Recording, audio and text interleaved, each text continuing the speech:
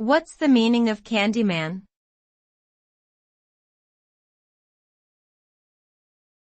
Candyman.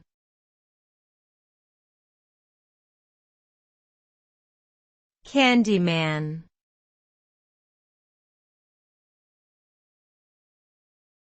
Candyman.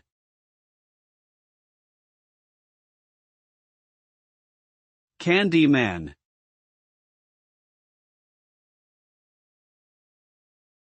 Candyman can refer to multiple things depending on context. In popular culture, it is most commonly associated with a horror movie character who appears when his name is called 5 times in front of a mirror. It can also refer to a person who sells candy, typically on the street or in a store.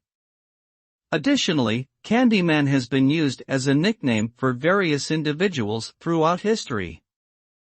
Overall, the meaning of Candyman is dependent on the specific situation and context in which it is being used.